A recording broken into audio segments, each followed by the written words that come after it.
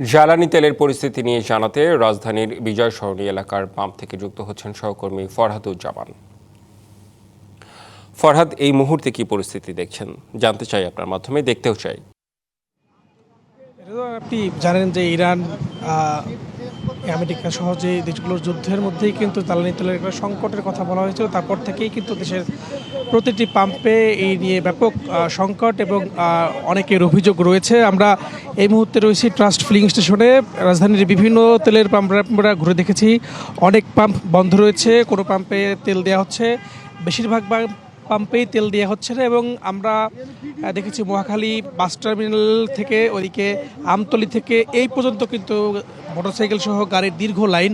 অনেকেই বলছেন যে তারা 4-5 ঘন্টা সহ আরও বেশি লাইনে দাঁড়িয়ে আছেন, তবে তারা কাঙ্ক্ষিত তেল পাচ্ছেন না।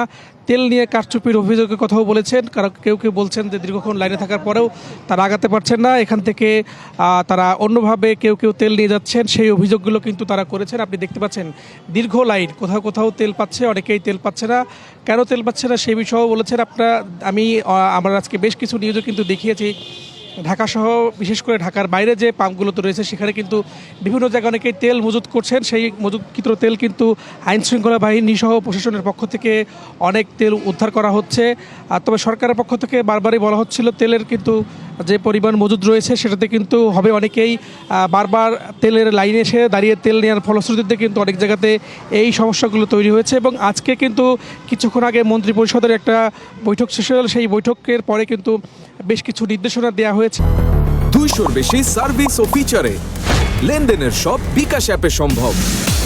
বিশেষ করে সকাল 9টা থেকে 4টা পর্যন্ত অনেক প্রতিষ্ঠান কিন্তু এরপরে চলবে না। বিশেষ করে ব্যাংক আর্থিক প্রতিষ্ঠান সকাল 9টা থেকে 3টা পর্যন্ত চলবে। এবং সবচেয়ে বড় বিষয় সন্ধ্যা 6টার মধ্যে কিন্তু সব ধরনের মার্কেট নিষিদ্ধ বন্ধ ঘোষণা করা হয়েছে। পাশাপাশি আলোকসজ্জার বিষয়েও কিন্তু নিরুৎসাহিত করা হয়েছে। আমরা একটু কথা বলবো একজন বাইকারের সঙ্গে।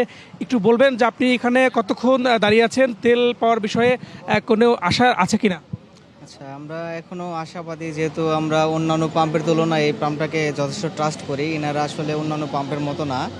আমরা আজকে মোটামুটি ডিউটি শেষ করে 8:30-এর দিকে সিরিয়াল নিয়েছি, তো এখনও আশাবাদী যে আশা করি এই মোটামুটি 4.5 ঘন্টার মতো হবে। হ্যাঁ,